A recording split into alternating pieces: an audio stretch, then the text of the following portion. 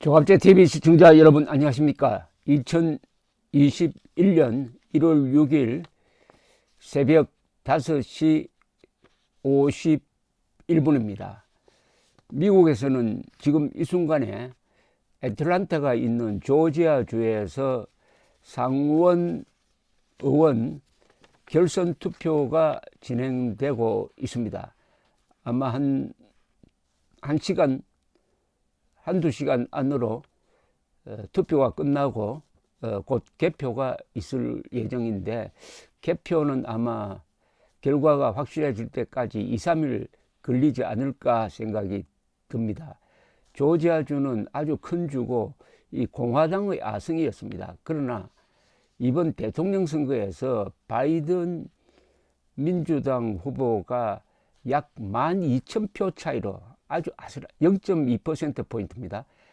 2만 표, 12,000표 차이로 당선이 승리가 확정이 되었습니다. 그러니까 트럼프가 이 조지아주의 개표에 부정이 있었다고 해가지고 그냥 선거 관리인들을 들պ벗고 있습니다. 그래서 이 조지아주에서는 개표를 3번이나 했습니다. 한 번은 이 수개표로서 검증을 했더니 아무런 부정이 없었다 해가지고 완전한 이 클리어가 된 상태인데, 트럼프가 며칠 전에도 전화를 선거관리 책임 장관에게 해가지고 이것을 뒤집어 달라고 압박을 하고 있는 상황에서 이제 상원 2사람을 뽑는데, 작년 11월 선거에서는 아무도 50% 이상 득표를 하지 못해가지고 결선 투표로 간 것입니다. 만약 여기서 아주 중요합니다. 이게 민주당이 2석, 상원은 주마다 2석이 배정되어 있습니다. 민주당이 2석을 다 가져가 버리면은 어떻게 되느냐 하면은 이게 상원이 50대 50이 돼 버립니다. 그러면은 누가 다수당을 되느냐? 바로 부통령이 상원 의장을 겸합니다. 그러니까 부통령이 해리스 부통령이니까 민주당이 사실상 다수당이 되어버리는 겁니다. 그러니까 상원의 운명이 결정되는 투표니까 이 중요성은 거의 대통령 선거에 준한다고 볼 수가 있습니다. 지금 하원은 근소한 차이로 민주당이 장악했습니다. 백악관도 민주당이 장악할 예정입니다. 자, 상원까지 장악해버리면은 아주 바이든이 일하기가 편해집니다. 그러지 않고 상원이 공화당 손에 있으면은 견제가 들어가는 거죠. 특히 인사청문회라든지 여러 부분에서 견제를 할 수가 있습니다. 자, 이런 상황에서 보통 같으면 이게 공화당이 유리합니다. 지난 2000년 이후에 민주당 상원 의원이 나온 적이 없대요. 그런데 이번에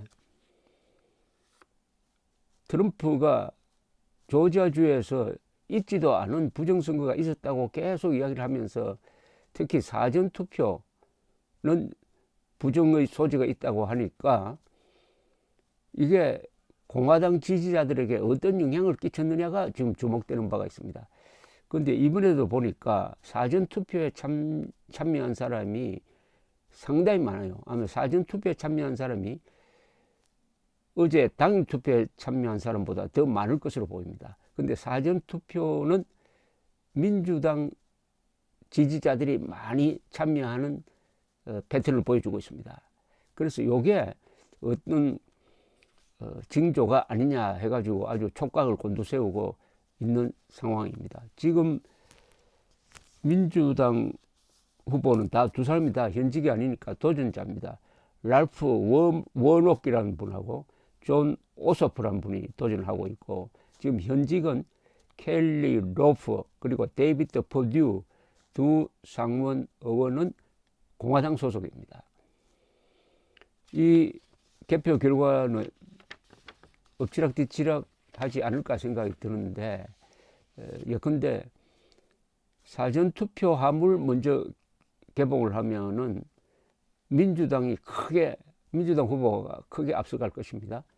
당일 투표함을 열면은 공화당 후보가 앞서갈 것이니까 이걸 어떻게 섞느냐에 따라서, 또 미국은 도시는 압도적으로 민주당, 시골은 압도적으로 공화당, 이런 또 패턴을 보여주고 있습니다. 그래서 어떤 식으로 개표를 하느냐에 따라서 앞서가기도 하고 또 갑자기 뒤집어지기도 하고, 미국 선거는 아주 카운티별로 그 성향이 다르기 때문에 보는 사람이 좀 재미는 있습니다. 그건 그렇고, 지금 또 이걸로 끝나는 게 아니라 미국 시간으로 내일입니다. 내일 1월 6일 미국 시간으로 내일 또 중요한 일이 하나 있습니다. 그동안에 대통령 선거, 미국은 간접 선거니까 이게 절차가 좀 복잡합니다. 작년 12월 14일 선거인단이 모여가지고 투표를 했습니다. 선거인단이 306대 232로 바이든의 승리를 결정을 했습니다. 그러나 이것이 공인되는 절차가 있습니다. 그게 바로 1월 6일 상하원 합동회의를 합니다. 그러면은 12월 14일 투표했던 그 투표 봉투에 들어있는 투표 용지 하물 들고 나와 가지고 그걸 열고 확인을 하는 절차가 있습니다. 그러니까 요식 행위죠. 그런데 이번에는 이게 공화당과 트럼프가 여기에 이의를 제기를 하고 나와서 이 요식 행위가 아니라 상당히 분쟁이 있을 가능성이 있습니다.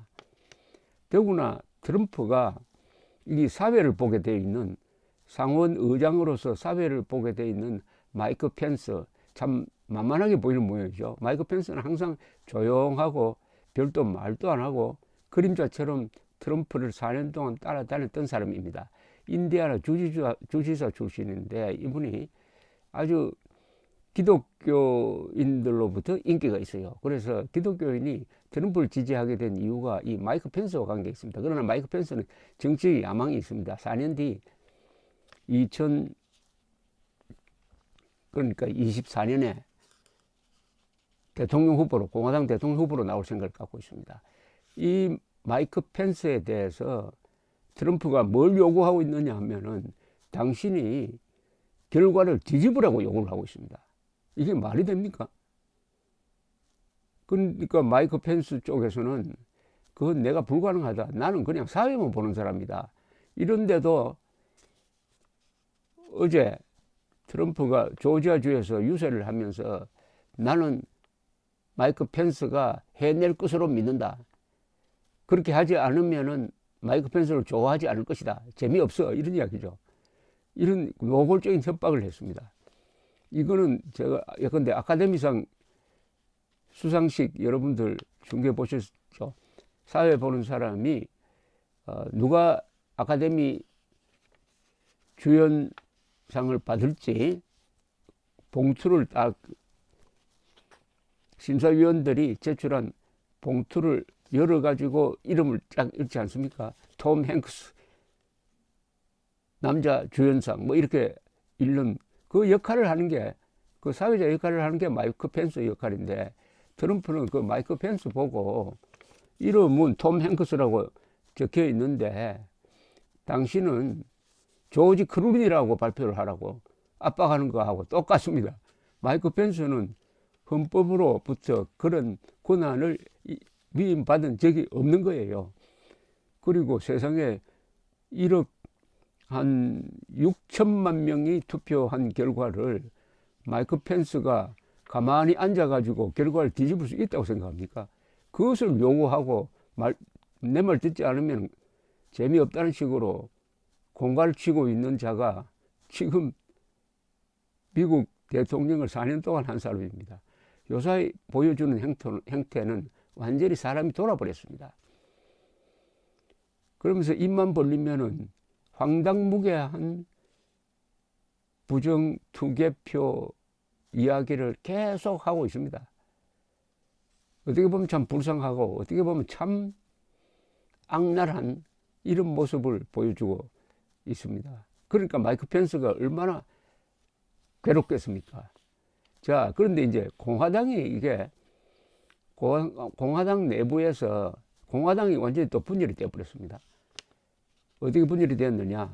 트럼프의 부탁을 받아가 청탁이죠. 청탁을 받아가지고 그 요식 행위에 깽판을 놓겠다는 겁니다. 어떤 식으로 하느냐 하면은 이의 있습니다 해가지고 이의 있다고 주장을 하려면은 상원에서 한 사람 그리고 하원에서 한 사람이 이의를 제기를 해야 됩니다. 양쪽에서 이의를 다 제기를 해야 돼요. 한 사람 이상이. 그러면 일단 회의를 중단하고 상원은 상원대로 하원은 하원대로 별도의 회의실로 들어가서 제기된 문제를 가지고 토론을 하는데 여기 시간이 딱 결정되어 있습니다. 2시간 안에 해야 됩니다. 2시간 안에. 그럼 앞으로 어떻게 될 거냐? 하원에서 100명 이상의 공화당 의원들이 이의를 제기를 했습니다. 그러면은 투표를 해야 됩니다. 어떤 식으로 하느냐? 펜실베니아 주의 선거인은 믿지 못한다. 그걸 무효화시키겠다. 그럼 그 안건을 놓고 투표를 하는 거예요. 그럼 하원은 어떻게 되냐? 하원은 근소한 차이로 민주당이 잡고 있습니다. 그럼 다 부결되는 거죠. 다. 민주당은 공화당의 주장을 다 부결시키게 되어 있습니다. 그러면 하원은 문제없다. 이런 결의를 하게 될 것이고, 공화당은, 상원은 좀 복잡합니다. 상원은 현재 공화당이 다수예요. 그러나 이렇게 선거에 불복하겠다는 사람은 공화당 안에서 현재는 소수입니다. 소수. 그럼 이걸 또 표결을 붙이면은 상원에서도 부결될 가능성이 높습니다. 설사 상원에서 문제가 있다라는 해가지고 뭘 무효화시키는 결의가 있다고 하더라도 헌법에는 어떻게 규정을 하고 있느냐 하면은 상원과 하원이 같은 결의를 해야 된다는 겁니다. 그러니까 상하원이 합치된 결의를 해야 그게 효력이 있다. 펜실베니아 주는 무효화하기로 한다는 합치된 결의가 나와야 된다는 겁니다. 그 가능성은 제로입니다. 제로. 그러니까 선거 불복 투쟁은 트럼프가 이길 가능성이 제로입니다. 헌법을 바꾸지 않는 한. 그런데 왜 이렇게 하느냐? 이렇게 해가지고 공화당을 겁주겠다는 겁니다. 그래서 퇴임한 이후에도 공화당을 자기가 장악하겠다는 겁니다.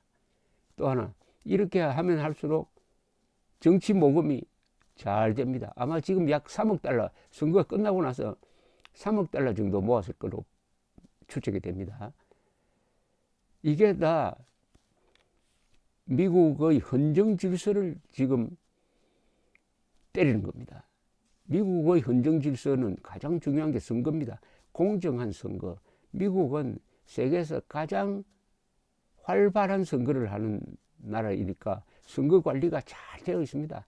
이번에도 보셨겠지만은 정말 선거 관리가 잘 되어 있어요.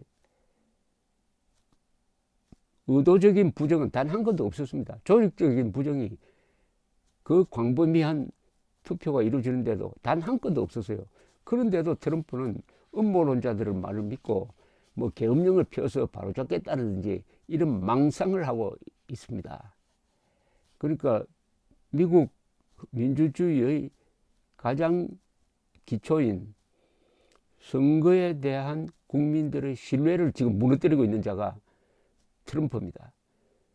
미국인들의 약 30-40%가 트럼프에 속아 넘어가 가지고 이번 선거에 부정이 있었다고 이야기합니다. 공화당원들이죠. 더구나 트럼프는 내일 전국에서 지지자들을 워싱턴으로 모아가지고 시위를 벌린답니다. 아마 마스크 거의 쓰고 오지 않을 겁니다. 트럼프 추종자들은 마스크를 거의 쓰지 않아요. 여러분 상상이 됩니까? 대통령이 앞장서서. 그래서 이거는 일종의 반란으로 봐야 한다. 트럼프에 의한 반란으로 봐야 된다. 이건 형사사건이 된다. 특히 조지아주 선거관리장관에게 전화를 해가지고 내 표를 찾아내라 하는 식으로 1시간 동안 압박한 그 전화는 이것은 선거 개입 죄에 해당한다라는 이야기가 오가고 있습니다. 그렇지 않아도 트럼프는 퇴임한 이후에는 수사받다가 아마 시간 다 보낼 겁니다. 그런데 하여튼 펜스가 곤혹스럽게 되었습니다. 왜냐? 조 바이든의 대통령 당선을 선포합니다 하는 이야기를 자기 입으로 해야 됩니다. 자기 입으로 안 할 수가 있느냐? 현재 어느 법을 찾아봐도 불가능합니다. 과거에 이런 예도 있었어요. 1960년에 닉슨 부통령이 라이벌인 케네디의 승리를 선언했습니다. 그리고 2000년에는 알고 부통령이 조지 부시 대통령이 당선되었다는 이야기를 자기가 했습니다. 그 역을 펜스가 해야 됩니다. 상당히 고역이죠. 고역이지만 피할 수가 없습니다. 어쨌든 오늘 내일 걸피 아주 미국에서 재미있는 드라마가 펼쳐질 것이지만 결론은 나 있습니다. 조 바이든의 당선이 선포된다. 마이크 펜스 부통령에 의해서. 감사합니다.